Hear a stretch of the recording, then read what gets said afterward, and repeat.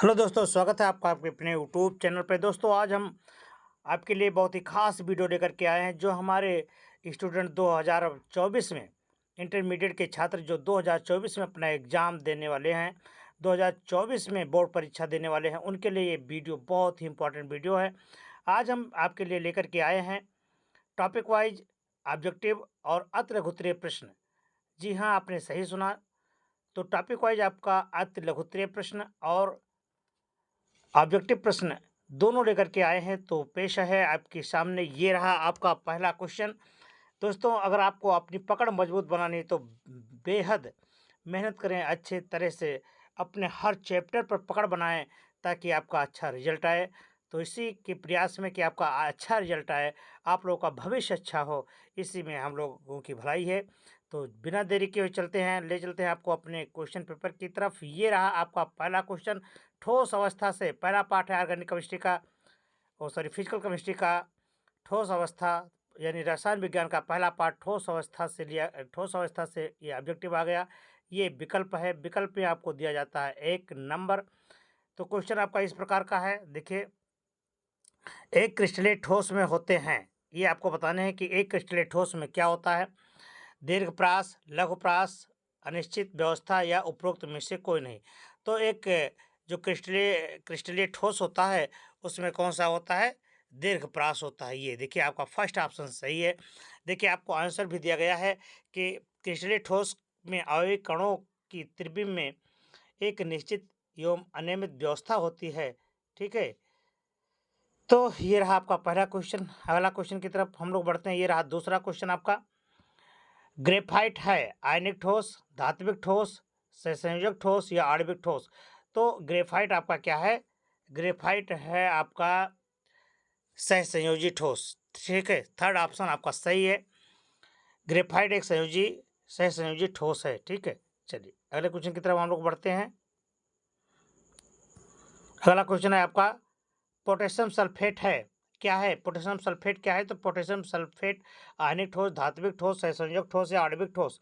तो potassium sulphate आपका है आयनिक ठोस। क्या है, आयनिक ठोस है। तो फर्स्ट ऑप्शन आपका सही होगा। क्लियर। चलिए अगले क्वेश्चन की तरफ हम लोग बढ़ते हैं। अगला क्वेश्चन आपका है, सोडियम क्लोराइड क्रिस्टल की संरचना कैसे है। फलक केंद्र की घन, एक एकंताक्ष या विषम लंबाक्ष या चतुष्कोणीय कौन है। तो ये है आपका फलक केंद्रीय घन होता है। ठीक है, पहला है। अब चलते हैं हम अगले क्वेश्चन की तरफ। अगला क्वेश्चन है, ये रहा आपका, घने क्रिस्टल में अच्छी दूरियों अथवा कोर लंबाई क्या होती है।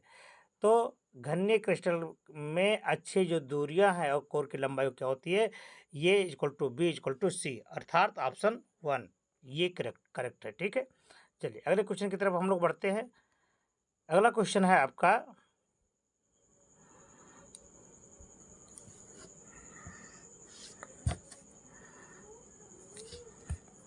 अगला क्वेश्चन है ये रहा आपका, फलक एफसीसी यानी फलक सेल के कोर की लंबाई ये और उसके परमाणु की त्रिज्या आर में क्या संबंध होता है।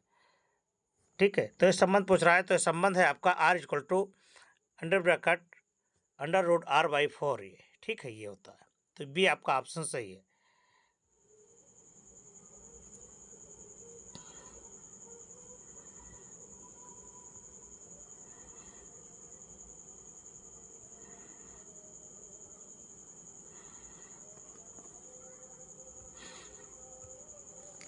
अगला है, निम्नलिखित में से किसमें प्रति एकक एकक कोष्ठिका परमाणु की कुल संख्या 2 होती है। फलक केंद्रीय घन एकक कोष्ठिका में, अंतः केंद्रीय घन एकक कोष्ठिका में, आदि घनीय एकक कोष्ठिका में, या उपरोक्त में से कोई नहीं, नन ऑफ दी। तो इसमें से कौन सा है, ये आपको सही। तो इसमें है आपका बी ऑप्शन। ठीक है, ये बी आपका सही है। चलिए अगले क्वेश्चन की तरफ हम लोग बढ़ते हैं। अगला क्वेश्चन आपका रहा यूँ, स्क्रीन पर आ गया। देखिए स्क्रीन पे आपका आ गया। देखिए आपको कलम पेन लेकर के बैठना है ताकि एक भी क्वेश्चन आपको मिस नहीं करना है, क्योंकि मिस करेंगे तो फिस है ना। एक घनीय ठोस 2 तत्व ये और बी से बना है। घन के कोनों ये परमाणु और अंतः केंद्र पर बी परमाणु उपस्थित है। तो यौगिक का सूत्र आपको बताना है। ये 2016 से लेकर के अब तक का पूछा जाने वाला सबसे बढ़िया सवाल है। तो ये है आपका ए और बी। क्या है आपका? ये है आपका ए और बी। ठीक है, चलिए अगला क्वेश्चन है आपका ये। अगला क्वेश्चन है धातु न्यूनता दोष वाला क्रिस्टल कौन सा है? तो धातु न्यूनता वाला ठोस क्रिस्टल है आपका FeO। Clear? Yes, very good. Next है आपका फ्रैंकल तथा साटकी दोनों में दोष प्रदर्शित करने वाला यौगिक कौन सा है? तो कौन सा इसमें फ्रैंकल और साटकी दोनों प्रदर्शित करता है? So that's D option is right. ये GVR। ठीक है, नेक्स्ट क्वेश्चन आपके स्क्रीन पर आ रहा है। देखिए कहीं छूट न जाए एक भी क्वेश्चन, इसकी मत करना, क्योंकि क्वेश्चन अगर छूट जाएगा तो आप बार बार पछताओगे। इसलिए घनीय कोणीय आद्य क्रिस्टल का उदाहरण क्या है? देखिए कितने क्वेश्चन आपके सही जाते हैं वो क्वेश्चन आपको कमेंट बॉक्स में लिखना है कि कितने क्वेश्चन आपके सही जाते हैं। हम देखते हैं कि आपके कितने क्वेश्चन सही जाते हैं। जितने ही क्वेश्चन आपके सही जाएंगे आपकी पकड़ उतनी ही मजबूती से ग्रिप बनती जाएगी। खनिज कोणीय आद्य क्रिस्टल का उदाहरण कौन सा है ये आपको बताने हैं। तो ये है आपका CDS। पहला क्वेश्चन आपका पहला ऑप्शन आपका सही है। ठीक है, अगले क्वेश्चन की तरफ हम लोग बढ़ते हैं। देखिए ये रहा आपका अनदर क्वेश्चन।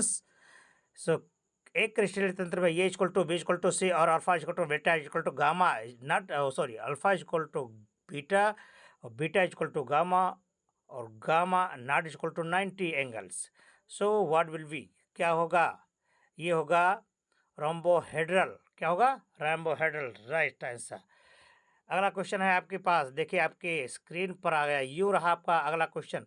NaCl। देखिए क्या है NaCl में प्रत्येक सोडियम आयन के चारों ओर Cl माइनस आयनों की संख्या कितनी होती है? ये आपको जानना बहुत जरूरी है। तो ये कितनी संख्या होती है? ये संख्या में होती है 6, यानी बी ऑप्शन इज राइट। फलक केंद्रीय घनीय कोष्ठका में परमाणु की संख्या कितनी होती है? ये आपको बताने हैं भाई। अगला क्वेश्चन आपका यही है कि फलक केंद्रीय घनीय कोष्ठका में परमाणु की संख्या कितनी होती है? तो ये आपको बताने हैं। ये है आपका 4 यानी सी ऑप्शन सही है, सी। ठीक है, ये आपका सी ऑप्शन सही है। अगला क्वेश्चन देखिए आपके आ गया कि साटकी दोष पाया जाता है किसमें? साटकी दोष में NaCl में यानी AgBr में, और AgBr तो आपको पता है कि अभी साटकी दोष दोनों में, फ्रैंकल दोष दोनों में पाया जाता है। KBr में या फिर all of above. So what will be? Schottky दोष पाया जाता है ऑल ऑफ एबव में, यानी ऑप्शन डी सही है। कौन सा ऑप्शन सही है? डी सही है। Yes, very good. Next question, रस समीकरण मित्ति दोष कौन सा है भाई? उदाहरण दे करके आपको बताना है। तो इसमें कौन सा है? फ्रैंकल दोष। क्या सही है? फ्रैंकल दोष सही है, ये वाला सही। ठीक है, तो इतने क्वेश्चन आपको लिए गए हैं किसमें? पार्ट 1 से। अब आपको ले चलते हैं सीधे पार्ट 2 पर। पार्ट 2 के कितने संभव क्वेश्चन आपसे पूछे जा सकते हैं? अपनी पकड़ मजबूत बनाए रखो भाई, इसलिए आप इसकी वीडियो मत करें और चलते रहें, लाइन टू लाइन चलते रहें। ये रहा विलेन। आप विलेन तो जानते हैं, अब विलेन के पार्ट से लिया जा रहा है। बहुत ही इंपॉर्टेंट क्वेश्चन है। 180 ग्राम जल में जल की मात्रा। देखिए 180 ग्राम आपका जल है, तो उसमें जल में कितने मोल हैं? मोल की संख्या पूछा जा रहा है। तो 180 मोल बराबर क्या होते हैं? भार बट्टे अणुभार के। ठीक है, आपसे पूछा जाए अगर, तो आपको बताना है कि मोल बराबर क्या होता है। मोल बराबर कहीं भी दिया जाए तो भार बट्टे अणुभार के हो जाएगा। तो भार है आपका कितना? 180 यानी 180 और 180 ग्राम दिया गया। और इसका अणुभार कितना है? H2O मतलब तो 16 दो 18, तो 18 धामा 180, 18 कम 18 18 धामा 180, कितना आया? 10। Right answer. बहुत अच्छे लगा रहे हो, यानी 10 होगा। कौन सा है? ऑप्शन आपका बी सही है। ओके, यस यस यस, बहुत अच्छे। नेक्स्ट क्वेश्चन की ओर हम लोग चलते हैं भैया। ये आ गया आपका अगला क्वेश्चन। ये रहा आपका अगला क्वेश्चन। देखो क्या है आपका अगला क्वेश्चन, क्या है देखो। ये आ गया आसुत यानी डिस्टिल्ड वाटर या शुद्ध जल की मोलरता कितनी होती है? तो ये आपको याद रखना है कि अशुद्ध जल या शुद्ध जल की मोलरता जो होती है वो 55.56 मोल प्रति लीटर होती है, ध्यान में रखना है। तो ऑप्शन कौन सा सही है? ऑप्शन आपका सही है बी। देखिए लगाते चलो, क्योंकि आप लगाएंगे नहीं तो भूलते जाओगे, इसलिए आप क्वेश्चन को रट्टा मत मारे। Science is nothing without concept. भाई साइंस बिना समझे नहीं आएगी, ये आप रट्टा मत मारें। 18 ग्राम NaOH, 18 ग्राम NaOH 450 मिलीलीटर ब्लेंड में घुला है। ब्लेंड की मोलरता आपको ज्ञात करनी होगी। तो आपको दिया है 8 ग्राम भार, 8 ग्राम विलेय का भार दे दिया गया। NaOH का भार कितना है? अणुभार है 40। ठीक है, तो भार बटे अणुभार आप कर दीजिए। भार बटे अणुभार आप लगाएंगे ना सवाल, मोलरता तो आप समझते हैं, भार बटे अणुभार लगाएंगे तो कितना क्या 4.44 कहाँ है option? Option first is right, पहला ऑप्शन सही है। नेक्स्ट नेक्स्ट भाई नेक्स्ट, चलिए नेक्स्ट क्वेश्चन की तरफ हम लोग बढ़ते हैं। नेक्स्ट क्वेश्चन है आपका सोडियम कार्बोनेट के 0.2 मोल यानी एम बिलियन में 500 मिलीलीटर की आवश्यक मात्रा कितनी होगी? तो Na2CO3 की आवश्यक मात्रा 0.2 दी गई। 1 पॉइंट, ये आप सवाल लगा लेंगे कितना का 10.6, डी ऑप्शन सही है आपका। अगला क्वेश्चन देखो भाई, अगला क्वेश्चन आ गया, यही बनाएगा आपको हीरा। हीरा ठाकुर वाला हीरा नहीं भाई, वो जो डायमंड है, डायमंड। 5 मिलीग्राम NaCl प्रति लीटर है क्या? बताओ। तो ये ऑप्शन कौन सा है आपका? ये है ऑप्शन आपका 5 ppm, यानी option right, first right. Next question देखो, सर्वाधिक क्वथनांक प्रदर्शित करने वाला जलीय विलयन कौन सा है? तो सर्वाधिक क्वथनांक प्रदर्शित करने वाला जलीय विलयन है आपका 0.00 0.01 m है सोडियम सल्फेट। कखा है एस, ये है सही आपका फोर्थ। क्लियर, चलिए अगले क्वेश्चन की तरफ चलते हैं। बहुत ही अगला क्वेश्चन आने वाला है इस बार, बहुत ही इंपॉर्टेंट क्वेश्चन आ गया। यदि 1000 ग्राम विलायक में 18 ग्राम ग्लूकोज विलेय है तो विलयन कहा जाएगा? एक मोलर विलयन क्या कहा जाएगा? एक मोलर विलयन कहा जाएगा। इसका मतलब कि ऑप्शन आपका फर्स्ट सही है। अगले क्वेश्चन की तरफ चले थे भैया, अगला क्वेश्चन चलो, ये है आपका अगला क्वेश्चन। ये रहा आपका अगला क्वेश्चन कि 90 ग्राम जल में 90 ग्राम जल दे दिया गया। जल में 1.8 ग्राम ग्लूकोज का मोल प्रभाज ज्ञात कीजिए। तो ग्लूकोज के आपके मोल प्रभाज ज्ञात करना है। तो भाई विलेय और विलायक दोनों आपको याद रखने होंगे, है ना। तो इसमें आप मोल प्रभाव निकालेंगे तो क्या हो जाएगा? 0.0019, यानी किसका पूछ रहा है? इसमें आपका देखिए मोल प्रभाव तो जितने भी घटक उपस्थित होते हैं सभी का आपको मोल की संख्या पता होनी चाहिए। फिर आप उसका सूत्र जानते हैं, n equal to n plus n बटे n प्लस n, है ना, ये आप तो जानते ही हैं। तो आप लगाएंगे इस पर, तो कौन सा सवाल सही जाएगा इस पर जाएगा, ये आपका ऑप्शन सही है सी वाला। चलिए अगले क्वेश्चन की तरफ बढ़ते हैं हम लोग। ये देखिए आपका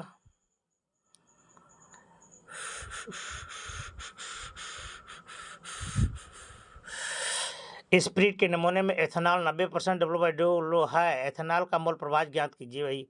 तो एथेनॉल का मोल प्रभाव क्या होगा? 0.779, 0.779 first, yes first is right. Next question देखें।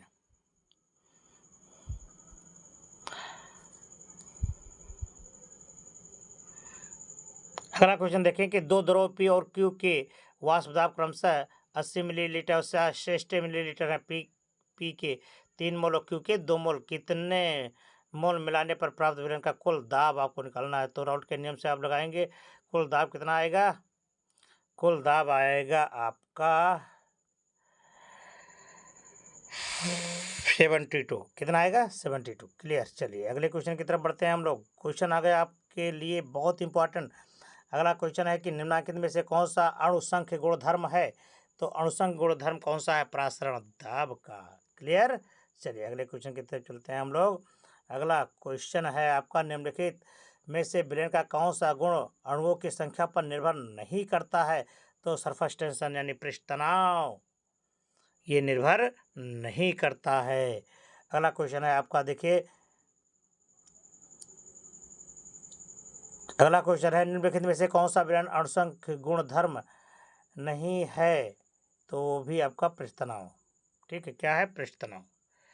अगला क्वेश्चन देखो,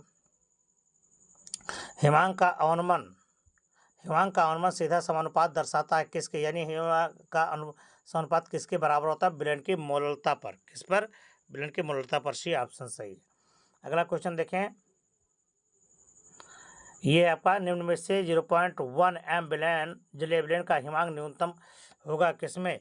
पोटेशियम सल्फेट का।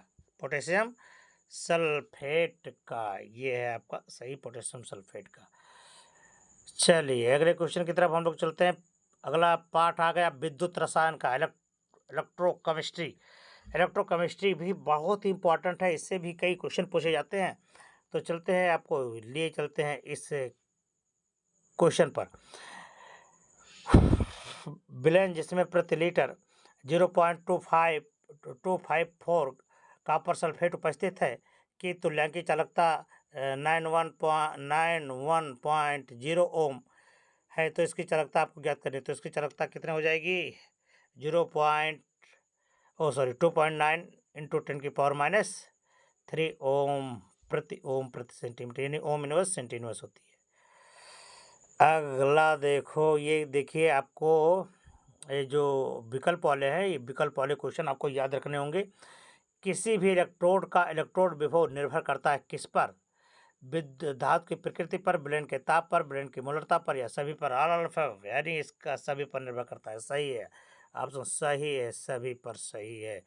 अगला क्वेश्चन देखें, N/50 KCl विलयन की 225 यानी 25 डिग्री सेल्सियस पर विशिष्ट चालकता 0.002 मो प्रति सेंटीमीटर है। यदि विलयन सहित सेल का प्रतिरोध 400 ओम है तो सेल का स्थिरांक आपको दिया है। तो ये आपको देखिए, इसमें न्यूमेरिकल भी आपको लगाए गए हैं, ये आपको दिया है। कौन सा ऑप्शन सही है? आपका ऑप्शन बी सही है, न्यूमेरिकल यानी विद द सॉल्यूशन है, हल कर लीजिएगा।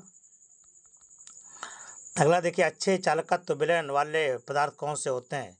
तो अच्छे चालकत्व वाले प्रबल वैद्युत अपघट्य होते हैं। ठीक है, अगला क्वेश्चन देखें, विशिष्ट चालकता की इकाई क्या होती है? तो विशिष्ट चालकता की इकाई क्या होती है? सेंटीमीटर इनवर्स ओम इनवर्स होता है। ठीक है, चलो अगले क्वेश्चन की तरफ चलो भाई। अगला क्वेश्चन है आपका, किसी इलेक्ट्रोड का इलेक्ट्रोड विभव निर्भर करता है किस पर? धातु की प्रकृति एवं उनके आयनों पर, विलयन में उपस्थित आयनों की सांद्रता पर, दाब पर, या ताप पर? तो किस पर निर्भर करता है? दाब पर। तो सी ऑप्शन आपका सही है। क्या सही है? सी सही है। ठीक है, चलो अगले क्वेश्चन की तरफ चलते हैं हम लोग। अगला क्वेश्चन है आपका, यूँ रहा आपका अगला क्वेश्चन, ये आ गया कि तीन धात्विक धनायनों XYZ के मानक अपचयन इलेक्ट्रोड विभव क्रमशः इतना दिया, संबंधित धातुओं की अपचयन क्षमता आपको बतानी है। तो अपचयन क्षमता कितने Y की कितनी है? -1। हाँ, तो ये इसका सबसे ज़्यादा होगा। फिर आपका Z Y का कितना है, X का कितना है आपका, तो जितना माइनस वाला होगा वो उसका सबसे ज़्यादा होगा। तो यानी माइनस वाला कौन? -3 या -3, तो Y सबसे ज़्यादा होगा, फिर उसके बाद में होगा Z का, फिर X का सबसे बाद में। ठीक है, तो यानी ऑप्शन कौन सही होगा? ये का, यानी ऑप्शन ये सही है आपका।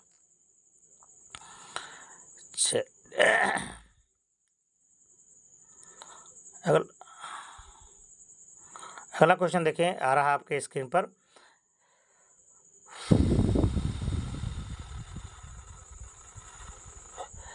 धातु जो हाइड्रोक्लोरिक अम्ल में H2 विस्थापित नहीं कर सकता, कौन सा है वो है कॉपर। क्या है? कॉपर तो चापर का ईंधन थे। ठीक है, कॉपर ही चापर करने वाला है। ठीक है, इसलिए इससे बच के रहना है। धातु जो सरलता से आक्सीकृत हो जाता है वो कौन सा है? तो धातु जो सरलता से आकृत हो जाता है वह क्या है? एल्यूमिनियम। क्या है? वो है एल्यूमिनियम, यानी सी। तो सॉरी लग गया उस पर, उसके बगल में लगना चाहिए एल्युमिनियम। ठीक है, चलो भाई अगला क्वेश्चन है आपका, निम्न में से कौन सी प्रक्रिया संभव नहीं है? तो कैल्शियम ऑक्साइड यानी कली चूना प्लस H2 ये संभव नहीं है यार भाई, बी सही है। अगला क्वेश्चन देखें आपका, आ गया स्क्रीन पर, यूँ रहा सज संवर के आ रहा है। 4 तत्व ABCD के मानक अपचयन विभव क्रमशः इतना इतना है, तो क्या कह रहा है सर्वाधिक प्रबल, तो सर्वाधिक प्रबल ये का कितना माइनस, जितना भी माइनस ज़्यादा होगा वही होगा, तो ये कौन सा है, ये का है -2.90, तो यही है आपका। ठीक है, चलिए इसमें तो देखने की बात ही नहीं, जल्दी से देखिए, देख लिया करो इस समय इस तरह से। अगला क्वेश्चन देखो आपका है, क्षार धातु ABCD के मानक अपचयन विभव इतना इतना इतना है, इनमें से सबसे प्रबल अपचायक कौन सा है? तो प्रबल अपचायक कौन सा है, वही जो माइनस में सबसे ज़्यादा होगा वो सबसे ज़्यादा अपचायक होगा, तो कौन सा है आपका फर्स्ट। अरे बहुत बाहर हो गया, ये सही है। ठीक है, चलो अगला क्वेश्चन देखिए,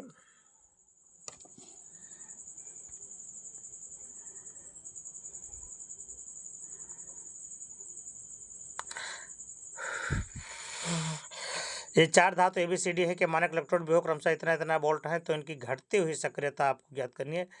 तो घटती हुई सक्रियता में देखिए ये BCD ये का कितना है, ये का है आपका 1.5 वोल्ट और बी का है आपका 0 माइनस, हाँ तो माइनस आपका सबसे ज़्यादा हुआ, तो माइनस यानी ये सही पहले होगा आपका कौन, बी, फिर उसके बाद में डी सी, यानी आपका ऑप्शन कौन गया, ये बी गया, ये यो यो यो यो यो यो यो यो यो यो यो ऑप्शन सही गया आपका। ठीक है, चलो चलो भैया अगले क्वेश्चन की तरफ चल भैया, ये देख भैया इसको बिगाड़ दें। अब चलो, ये भी सी के मानक अपचयन विभव के मान क्रमशः इतना इतना दें, अपचयन क्षमता का क्रम आपको ज्ञात करना है, तो अपचयन क्षमता का क्रम है, वही चीज़ आपको भी यहाँ भी दिया गया है, ये डी सी ये यही है। ठीक है, चलो अगले क्वेश्चन की तरफ चलते हैं। 25 डिग्री सेल्सियस पर लिथियम, बेरिलियम, सोडियम और मैग्नीशियम के अपचयन विभव आपके इतने इतने हैं, सबसे प्रबल आपसे पूछा जा रहा है, तो सबसे प्रबल कौन है, जो सबसे ज़्यादा सही से इलेक्ट्रॉन त्याग देगा ना हो मुन्ना लाल, तो कौन होगा, यही होगा लिथियम। नेक्स्ट क्वेश्चन पर ध्यान दें, नेक्स्ट क्वेश्चन तो बड़ा ही इंपॉर्टेंट क्वेश्चन है वो। 25 डिग्री सेल्सियस पर L/L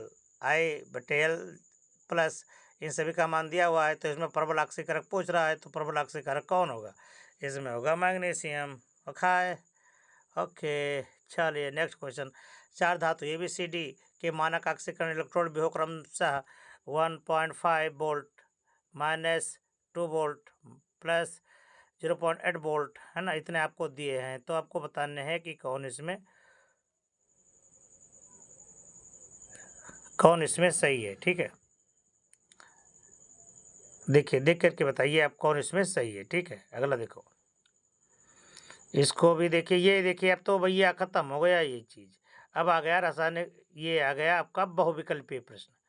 ठीक है, तो बहुविकल्पीय प्रश्न देखिए शून्य, ये भी आपको एक ही पार्ट से लिया गया है, निम्नलिखित में से कौन सोन कोट की अपक्रिया है, नहीं ये भी बहुविकल्पीय है, सोन कोट की अपक्रिया में देखिए बहुविकल्पीय कौन सा लिया गया है, कौन सा रासायनिक बलगतिकी से आ गया, सोन कोट की अपक्रिया के लिए क्या होना है, H2SO2 ये मिल गया हो, ये मिले। ठीक है, चलो अगले क्वेश्चन की तरफ बढ़ो, बढ़ो जल्दी, क्या करना है। ये देखो Mg का मैग्नीशियम का पार सोडियम सोना की सक्रियता का सही क्रम कौन सा है, तो सोडियम मैग्नीशियम कॉपर और गोल्ड, यानी बी सही है आपका। ओके, तो ये बी ऑप्शन आपका सही है।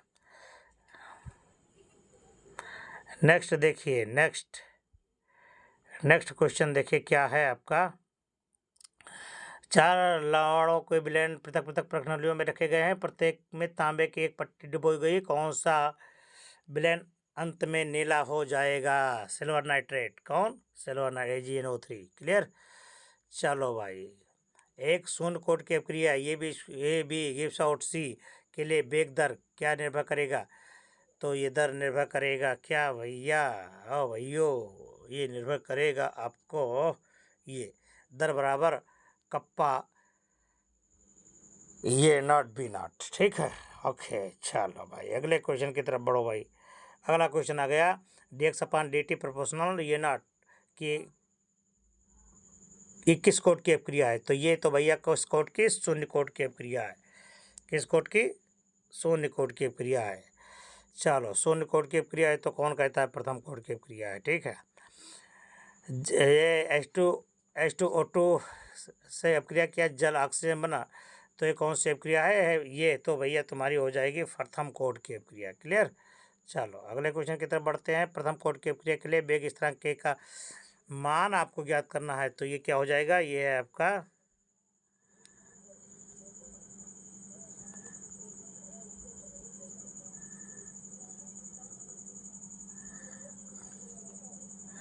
ये है आपका प्रथम। अगला देखिए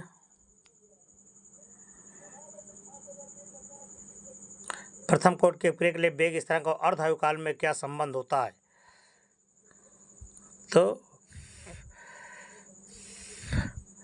तो इसमें जो संबंध होता है वो है आपका ये। ठीक है, अगला क्वेश्चन देखें। वेग स्थिरांक ताप बढ़ाने पर क्या प्रभाव डालता है? तो वेग स्थिरांक ताप बढ़ाने पर क्या होगा? बढ़ेगा। क्या होगा? बढ़ेगा। अगला क्वेश्चन देखो।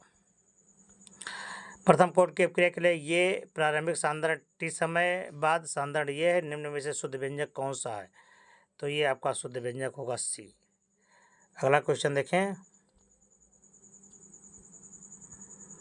प्रथम कोट की अभिक्रिया में 50 सेकेंड में एक पदार्थ की सांद्रता प्रारंभिक सांद्रता की आधी कर दी जाती है, तो वेग स्थिरांक क्या होगा? ठीक है, तो वेग स्थिरांक आप तो देखते ही हैं क्या हो जाएगा, आप स्वयं बताएं। ठीक है, चलो भाई यहाँ देखो ये देखिए किसी प्रथम अभिक्रिया का 90% 90 मिनट में पूर्ण हुआ है तो उसका 50% कितने में होगा? देखिए सवाल लगा है, आप स्वयं इसका आकलन करें, दिखाएं, है ना। ये देखें, देखते रहो भाई। ये क्रिया ये इंपॉर्टेंट है। अब क्रिया ये +2b गिब्स आउट उत्पाद के लिए वेग स्थिरांक r का मान ये किस में व्यक्त करेगा? ये ऑप्शन देखियो। फिर ये देखिए क्वेश्चन आपका बहुत इंपॉर्टेंट है। प्रथम कोट की क्रिया के वेग स्थिरांक का मान क्या होगा? तो सेकंड इनवर्स होगा, है ना। फिर देखिए शून्य कोट की क्रिया के लिए वेग नियतांक का मात्रक क्या होगा? तो यह है आपका मोल लीटर -1 सेकंड इनवर्स है ना। ये या इनवर्स कहो या -1 कर दो, कोई बात नहीं। या देखिए क्वेश्चन आपको दिया है, ये देखिए बड़ा इंपॉर्टेंट। एक प्रथम कोट की अभिक्रिया का अर्ध समय कितना? 4 मिनट में 99.9% अभिक्रिया कितने समय पूर्ण हो जाएगी? हैं, ठीक है, लगा के देखो। ये इंपॉर्टेंट ये क्वेश्चन बड़ा इंपॉर्टेंट है कि मक्खन एक कोलाइडी रूप है। मक्खन एक कोलाइडी रूप है जब कब कब कैसे निलंबित होता है? जल में। ठीक है, तो आप देखते रहे, आप भी उत्तर देते रहे। किसी विलय के परिक्षिप्त पदार्थ के कणों का आकार 500 एंगस्ट्रॉम 200 एंगस्ट्रॉम की परास से, तो विलयन कैसा होगा? विलयन आपका निलंबन होगा, है ना। ये चीज़ें। कोहरा किस प्रकार का कोलाइडी निकाय है? तो कोहरा आपका गैस और द्रव का है। क्या है? गैस और द्रव का है। इंपॉर्टेंट है, बड़ा इंपॉर्टेंट है भैया। तो देखो, आप देखते रहो। अगला देखिए, ये है आपका निम्न में से कौन प्राकृतिक कोलाइड नहीं है? तो ये आपका RCONA है। झाग और फोम किस प्रकार के कोलाइड है? बहुत इंपॉर्टेंट है, कई बार पूछा गया है। ठीक है, तो झाग और फोम, ये झाग अथवा फोम ये किसके हैं? द्रव और द्रव में गैस के हैं। ठीक है, ये आपको ध्यान में देना है। अगला देखिए, जब वायु प्रक्षेपण माध्यम में होता है तो बना हुआ साल कैसा होगा? तो एरोसॉल होगा। ठीक है, आपको तो उत्तर दिए ही गए हैं।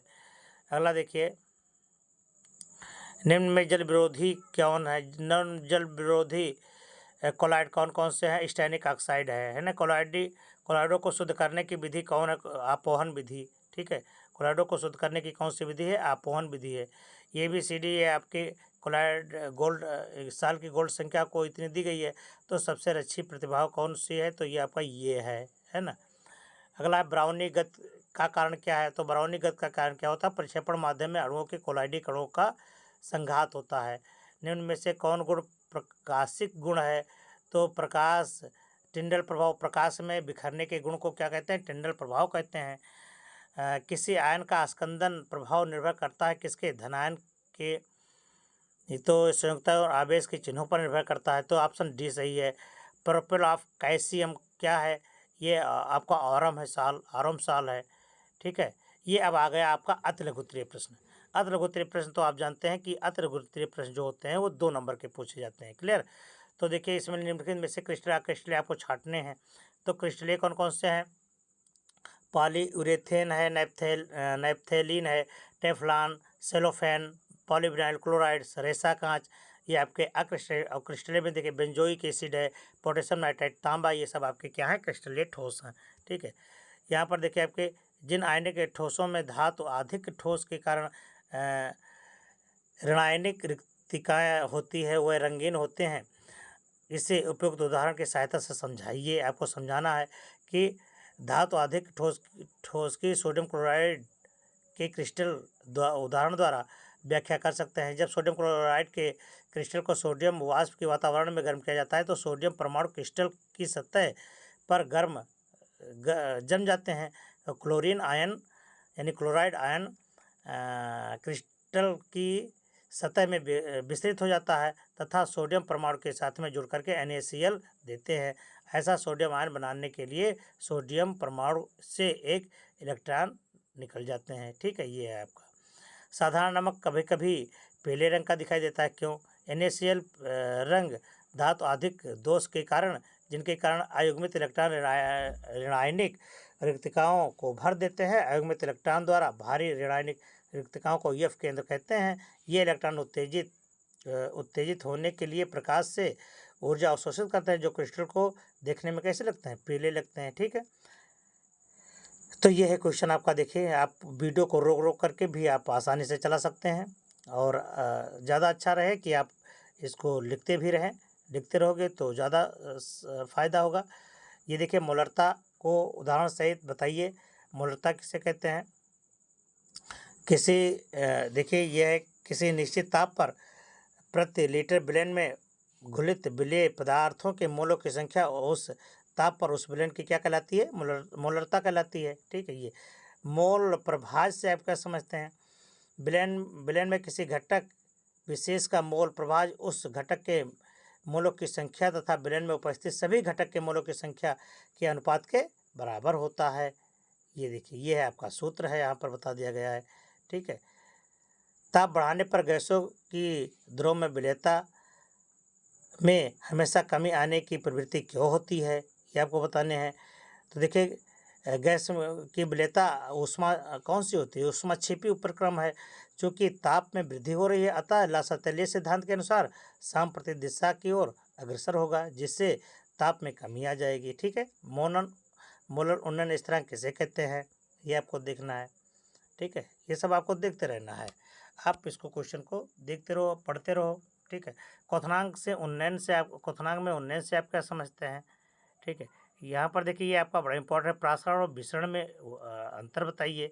प्रासरण किसे कहते हैं? भसरण किसे कहते हैं? ठीक है। तो ये भी अगला यहाँ पर देखिए प्रासरण क्या है?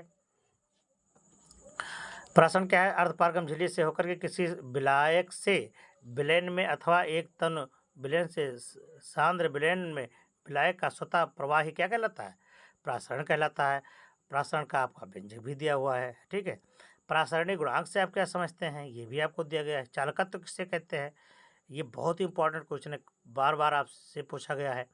प्रतिप्रासारण क्या है? ठीक है। ये देखिए हर एक पार्ट का आपसे लिया गया है। समप्रासारी विलयन कहते हैं जिन विलयनों के प्रासरण दाब समान होते हैं उसे क्या कहते हैं? समप्रासारी विलयन कहते हैं। तरुता बढ़ने पर विशिष्ट चालकता का मान क्यों घट जाता है? विलयन को उत्पन्न करने पर विलयन का आयतन बढ़ जाता है किंतु उसी अनुपात में उसमें आयनों की संख्या नहीं बढ़ती। अतः विलयन के प्रति मिलीलीटर में आयनों की संख्या कम हो जाती है। चूँकि विशिष्ट चालकत्व का मान विलयन के प्रति मिलीलीटर में उपस्थित आयनों की संख्या पर निर्भर करती है। अतः विलयन की विशिष्ट चालकत्व घट जाती है। बहुत इंपॉर्टेंट है कोलराउस का नियम। कोलराउस का नियम तो आपको पढ़ना ही होगा। ठीक है। ये आपका कोलराउस का नियम। ठीक है, ये देखिए प्रबल और दुर्बल विद्युत भट्टों के उदाहरण देना है। ठीक है, अगला क्वेश्चन है निर्नष्ट का प्रभाव किसे कहते हैं, निर्नष्ट समीकरण किसे कहते हैं। ये देखिए क्वेश्चन आपका बहुत इंपॉर्टेंट है, ये 2022 में 2023 में भी पूछा गया है। ठीक है, निर्नष्ट समीकरण।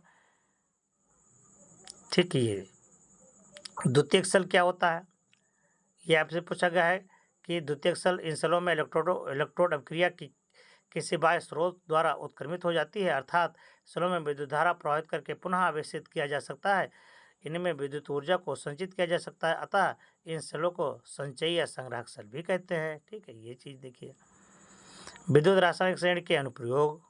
ठीक है, कॉपर सल्फेट ब्लेड में लोहे की छीलन डालने पर क्या होगा। ये विद्युत रासायनिक श्रेणी में कॉपर को आयरन के नीचे रखा गया है, अतः आयरन अधिक सक्रिय होने के कारण कॉपर आयनों को कॉपर में अपचयित करने में सक्षम है। इसी कारण कॉपर सल्फेट के ब्लेड में लोहे की कील डालने पर कॉपर निक्षेपित हो जाता है और ब्लेड का रंग नीला रंग गायब हो जाता है, गायब होने लगता है। कॉपर सल्फेट के ब्लेड में जस्ते की बनी छड़ डालने पर नीला रंग हो जाता है। ठीक है, वही चीज़ है, ये देखिए आपका है ना, ये सब आप देखते रहे। ये देखिए क्वेश्चन, अगला क्वेश्चन, निम्नलिखित में से अपक्रिया ये आपको देखने हैं।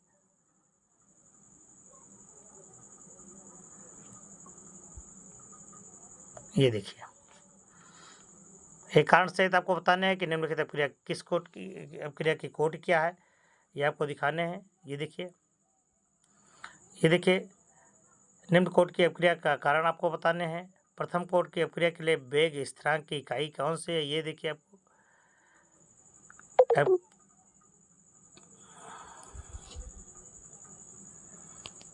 ये देखिए। ठीक है, डाइमिथिल ईथर के अपघटन में मेथेन हाइड्रोजन कार्बन मोनोऑक्साइड बनते हैं। वेग स्थिरांक समीकरण देखिए, यह है आपका। ये देखिए भौतिक अधिशोषण रासायनिक अधिशोषण किसे कहते हैं। किसी ठोस की सतह पर जब गैस का अधिशोषण वाटर बलों के कारण होता है तो उसे भौतिक अधिशोषण कहते हैं, और जब किसी ठोस पर सतह पर गैस के अधिशोषण में रासायनिक बंध बनते हैं तो रासायनिक अधिशोषण का। कोलाइडी विलयन किसे कहते हैं। ठीक है, वह विलयन जिसकी अवस्था विलयन में उपस्थित कणों तथा अणुओं के आकार पर निर्भर करते कौन सा, कोलाइडी विलयन कहलाता है। ठीक है, ये इंपॉर्टेंट। ये विलयन और कोलाइड में अंतर देखिए, ये है आपका। ये देखिए, ठीक है, ये देखिए बहुत इंपॉर्टेंट, पिप्टीकरण किसे कहते हैं, पिप्टी कारक क्या है, यह पिप्टीकरण किसे कहते हैं। ताजे बने अवक्षेप को विद्युत अपघट्ट मिला करके पुनः कोलाइडी विलयन में परिवर्तित करने के प्रक्रम को क्या कहते हैं, पिप्टीकरण कहते हैं। ठीक है, ये टिंडल प्रभाव बहुत इंपॉर्टेंट है। ब्राउनीगत देखिए, टेढ़ी-मेढ़ी जो है आपकी, ये ब्राउनीगत है। अस्कंदन क्या है, अस्कंदन क्या है, देखिए ये भी आपको देखना है कि अस्कंदन क्या है। कोलाइडी कणों के विद्युत अपघट्ट की सूक्ष्म मात्रा में उपस्थित सम आयनों के अधिशोषित करने के कारण इन पर धन अथवा ऋण आवेशित हो जाता है तथा समान विद्युत आवेश के कारण दूर दूर रहते हैं, जिनमें कोलाइडी तंत्र अस्थायी होता है। इन कणों पर लगने वाले गुरुत्वाकर्षण बल बहुत सूक्ष्म होता है तथा इसी कारण गुरुत्वाकर्षण बल के प्रभाव में भी ये नीचे नहीं बैठते हैं। ठीक है, जब कणों का आवेश किसी भी कारण समाप्त हो जाता है तो ये कण परस्पर टकरा करके बड़े कण बना लेते हैं तथा अवक्षेपित होकर के नीचे बैठ जाते हैं। इस प्रक्रिया को क्या कहते हैं, अस्कंदन कहते हैं। ठीक है, ये विद्युत अस्कंदन देखिए वही चीज़ है। अगला देखिए, नदी और समुद्र से मिलने पर डेल्टा का निर्माण करती हैं। डेल्टा समुद्र व नदी के मिलने के स्थान पर रेत और मिट्टी का विशाल भंडार एकत्रित हो जाता है, जिसे डेल्टा कहते हैं। डेल्टा निर्माण में नदी के जल में मिट्टी तथा रेत के कोलाइडी कण हैं जो ऋणावेशित हो जाते हैं और ये धनावेश देखिए ये बना लेते हैं ना, ये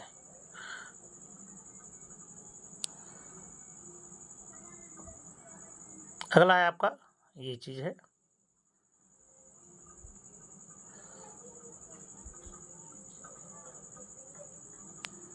तो ये आपका हार्ड डिस्क स्टोरेज प्रक्रिया भी यहीं पर समाप्त होती है। तो ये रहा आज आपका वीडियो। ये वीडियो आपका कैसा लगा, आपको जैसा लगे आप कमेंट बॉक्स में लिखें, ठीक है। हम फिर मिलेंगे आपको अगले वीडियो में, तब तक के लिए नमस्कार।